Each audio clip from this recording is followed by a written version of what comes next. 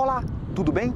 Na aula de hoje, vamos começar os estudos das equações do segundo grau. E para isso, temos que aprender a reduzir, ordenar e completar essas equações. Veja, é uma aula tão simples que você não vai precisar rezar para aprender. Aprenda matemática em qualquer lugar. Vem comigo.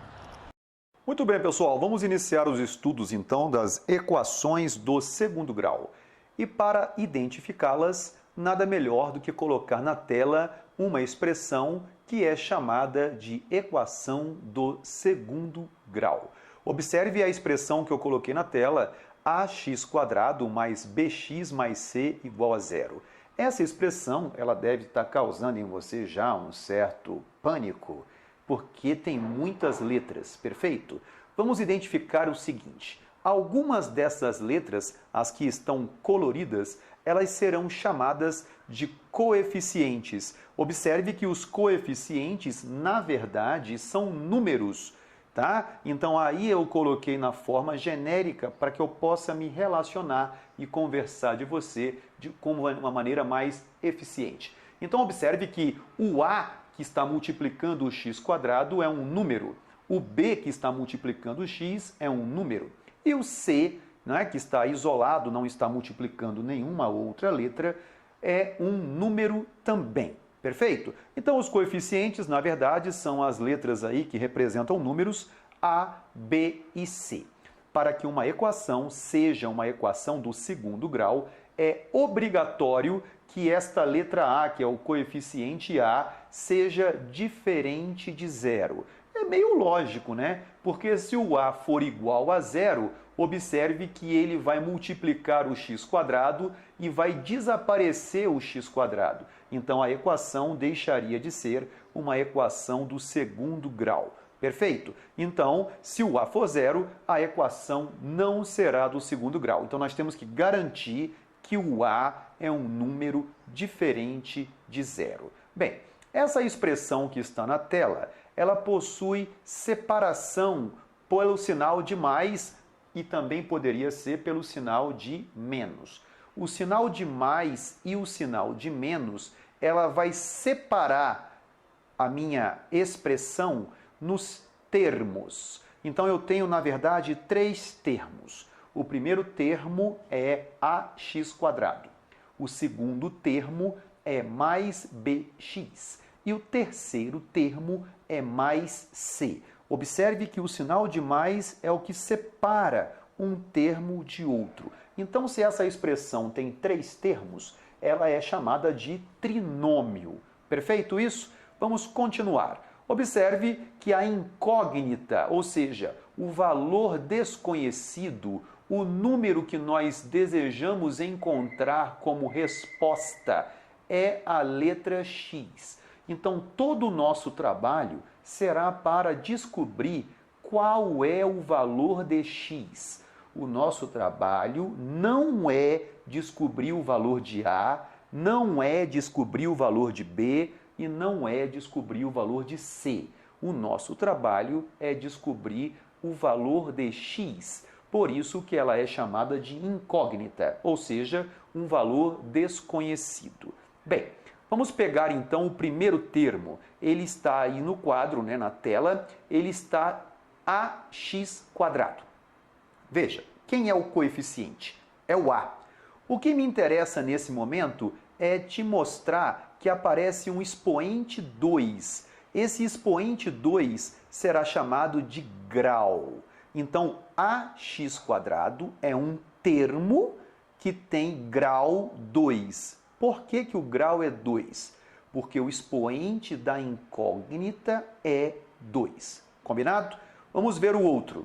Né? O outro é bx. O bx é um termo que você observa que o expoente está invisível. Se o expoente está invisível, é um termo de grau 1, porque o expoente 1 é o único expoente na matemática que não precisa ser escrito.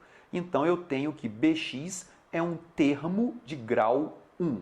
E eu tenho o c, e esse C ele não possui incógnita. Então, se ele não possui incógnita, eu vou dizer que é um termo de grau zero ou um termo independente. Observe que o grau da equação será o grau do termo que tiver o maior grau. Neste caso, o termo de maior grau é o termo ax². O grau dele é 2 e, por esse motivo, a equação é do segundo grau. Perfeito? Bem, vamos continuar. Observe que a minha equação ela possui um sinal de igual. Então, tudo que estiver à esquerda do sinal de igual será chamado de primeiro membro. E tudo que estiver à direita do sinal de igual será chamado de segundo membro. Bom, utilizaremos sempre o segundo membro igual a zero. Mas, professor, e se por acaso o segundo membro for um outro valor que não seja zero? Nós migraremos todos os elementos do segundo membro para o primeiro, fazendo troca de sinal, de forma que no final da história o segundo membro seja sempre igual a zero. Observe esta equação. 3 menos 2x² menos 5x mais 8 igual a menos 3x² menos 6x mais 10. Bem, nós sabemos que o primeiro membro é tudo que está do lado esquerdo e o segundo membro é tudo que está do lado direito do sinal de igual. O que a gente vai fazer? A gente vai trocar os termos situados no segundo membro para o primeiro membro. E para isso teremos que fazer troca de sinal. Observe que eu troquei tudo. Então, quando eu troco tudo, você observa que agora o primeiro membro está carregado de elementos, de termos. Já o segundo membro só possui o valor igual a zero. Observe que eu troquei o sinal de todos aqueles termos que estavam no segundo membro. Veja que no segundo membro antes era menos 3x² e agora se transformou em mais 3x². No segundo membro antes era menos 6x, agora é mais 6x. E no segundo membro antes era mais 10, agora é menos 10. Perfeito? Bem, o segundo passo é reduzir. Observe que reduzir significa somar ou subtrair os termos de mesmo grau. Então vamos fazer isso na prática juntos. Vamos pegar os termos de mesmo grau. Observe o 3. O 3 e o menos 10, eles têm grau zero. Então eu posso somá-los. 3 somado com menos 10 é menos 7. Observe que o menos 2x² e o mais 3x², eles estão no mesmo grau. O grau do termo é o grau 2. Eu posso somar. Menos 2 somado com 3 vai dar 1. Então, por esse motivo que deu x². E menos 5x e menos 6x, e mais 6x, eu, quando somo, dará como resultado x. Então, nesse momento, você percebe que eu reduzi. Eu possuía 6 termos e agora eu só tenho 3 termos. Bom, o terceiro passo é ordenar. Significa escrever os termos em ordem decrescente de grau. Escrevendo a minha equação, se transformará em x² mais x menos 7 igual a zero. Esta equação agora está reduzida, ordenada e igual a zero. Ela está pronta para ser resolvida. O coeficiente A vale 1, o coeficiente B vale 1 e o coeficiente C vale menos 7. Toda vez que você tiver uma equação reduzida, ordenada e igual a zero, você tem condição, então, de descobrir quem são os seus coeficientes. Tá claro isso? Vamos continuar. Vamos começar os estudos das equações do segundo grau da forma incompleta. Você vai perceber que a matemática não é um ser de outro planeta, não é uma nave alienígena como esse nosso museu aqui em Brasília. Aprenda matemática em qualquer lugar. Vem comigo. Muito bem, vamos então identificar equações incompletas do segundo grau. Perfeito? Vamos pegar então a forma genérica de uma equação, ela é chamada de ax² mais bx mais c igual a zero. Observe que o c, se ele for igual a zero, a minha equação será chamada incompleta, porque ela poderá ser escrita com a ausência de um dos termos. Então eu terei a equação ax² mais bx igual a zero. Observe que visualmente você consegue perceber que está faltando um pedaço dessa equação. Por esse motivo eu vou dizer que essa equação é chamada de incompleta. Vamos para o próximo caso. Vamos imaginar que o b seja igual a zero, né? O coeficiente b seja igual a zero. Se o coeficiente b for zero, a minha equação será chamada de equação incompleta. Veja só, ela poderá ser reescrita como sendo ax² mais c igual a zero. Está visualmente perceptível que falta um pedaço da minha equação. Então ela é chamada de equação incompleta por esse motivo. Bem, o último caso é se o b for zero e se o c também for zero. Nesse caso, a minha equação é super incompleta, né? Ela é uma equação da forma ax² igual a zero. Neste caso, só haverá uma possível solução. A incógnita x só poderá ser zero. Então, esse tipo de equação é a equação mais fácil que tem, porque é uma equação que eu já sei que o valor de x é zero. Combinado? Bem, vamos resolver então equações incompletas do segundo grau. O primeiro caso que eu escolhi para a gente resolver é quando o coeficiente c é igual a zero. Vamos lá. Quando o coeficiente c é igual a zero, eu tenho uma equação ax² mais bx igual a zero. Eu vou usar o fator comum em evidência. Eu vou colocar o x em evidência. Então, colocando o x em evidência, a minha expressão se transforma em x vezes ax mais b igual a zero. Nós sabemos na matemática que quando um produto é igual a zero, significa que um de seus fatores, pelo menos um deles, é igual a zero. Então eu vou dizer que x é igual a zero ou ax mais b igual a zero. Bem, x é igual a zero já está resolvido. É uma solução. Então, uma solução é x igual a zero. Então, qual será a outra solução?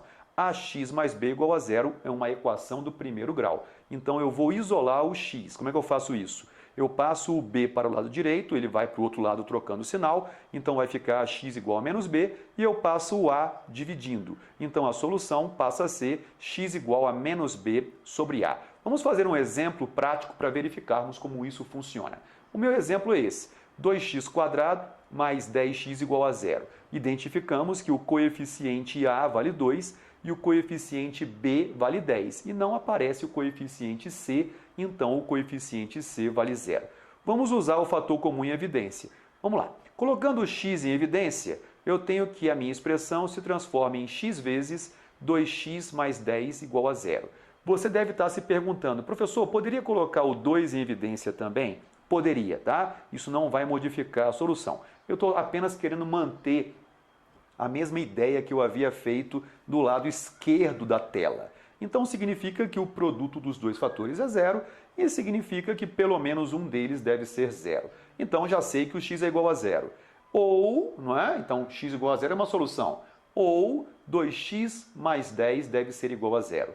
Passa o 10 para o lado direito. 2x igual a menos 10. Lembrando que quando eu troco de lado, troca de sinal. E vou passar o 2 dividindo. X igual a menos 10 sobre 2, então o x é igual a menos 5. Uma dúvida muito interessante que aparece com frequência é a seguinte: professor, esse 2 cinza que está aí marcando, quando eu passo para o lado direito, não deveria trocar o sinal? Resposta: não. Eu só troco o sinal quando eu uso a operação inversa da soma, que vira subtração. Observe que o 10 estava somando, por isso que quando foi para o lado direito ele foi subtraindo e por esse motivo trocou o sinal. Bem, vamos para o segundo caso. O segundo caso é quando o coeficiente b é igual a zero. Nesse caso, quando o coeficiente b é igual a zero, eu terei que usar uma fatoração chamada diferença de quadrados. Olha, se é diferença de quadrados, está evidente que o sinal ali onde eu marquei deve ser menos. Professor, e se o sinal ali fosse mais? Você poderia acabar o exercício dizendo que não há solução. Perfeito? Vamos continuar. Bem, para que eu faça a diferença de quadrados, eu tiro a raiz quadrada do primeiro, não é? Tiro a raiz quadrada do segundo, eu vou pegar o parênteses, copiá-lo e trocar o sinal do meio. Isso é um produto notável conhecido chamado produto da soma pela diferença. Se você tiver dúvida nessa parte, volte à fatoração. Tem uma videoaula chamada Fatoração de Diferença de Quadrados. Muito bem. Então, se o produto é zero, significa que um dos fatores, pelo menos, deve ser zero. Então, eu vou pegar o primeiro fator, raiz de ax mais raiz de c igual a zero, e vou resolver. Resolvendo isso, eu vou encontrar que a raiz de ax é igual a menos raiz de c, né? Passa a raiz de a dividindo, então a primeira resposta que eu encontro é que x é igual a menos a raiz de c dividido por raiz de a. E o outro, né? Eu vou encontrar que a raiz de a vezes x é igual a raiz de c, e eu vou passar a raiz de a dividindo e encontro como resultado que x é igual a raiz de c dividido por raiz de a. Vamos fazer um exemplo prático para você perceber que isto é bem simples. Bom, o meu exemplo é 16x² menos 25 igual a zero. Vamos então usar a diferença de quadrados. É possível? Claro que é possível. Observe que o sinal que está indicado na tela é negativo, o que indica que é uma diferença. Bem, fazendo então a fatoração, eu encontro que é raiz de 16x mais raiz de 25, que multiplica raiz de 16x menos raiz de 25, e isso tem que ser igual a zero. Então eu tenho que o produto de dois fatores é zero. Pessoal, se o produto de dois fatores é zero, significa que pelo menos um deles deve ser zero. Então eu vou pegar raiz de 16 vezes x mais raiz de 25 igual a zero. Eu vou passar essa raiz de 25 para o lado direito e vou passar a raiz de 16 dividindo. E você vai falar, ué, professor, você pulou etapas? Raiz de 25 não é 5? Raiz de 16 não é 4? Então, quando eu passo o 5 para a direita e passo o 4 dividindo, eu vou encontrar como primeira solução x igual a menos 5/4. E qual será a outra solução? A outra solução será igual a x igual a 5/4. Observe que as soluções sempre serão números opostos. Se a primeira solução é menos 5/4, a segunda solução obrigatoriamente será mais 5/4. Fica a dica, quando o coeficiente b é igual a zero, as soluções são sempre opostas. Se uma solução for negativa, a outra será positiva e o número será o mesmo. Combinado? E aí, gostaram dessa aula? Perceberam que se você não souber fatorar, será um problema resolver equações incompletas? Então é isso aí, pessoal. Convide os seus colegas para curtirem o nosso canal Prof. Danimate. E não se esqueça, você gostou? Então marque com o dedão lá embaixo. E sucesso! Até a próxima!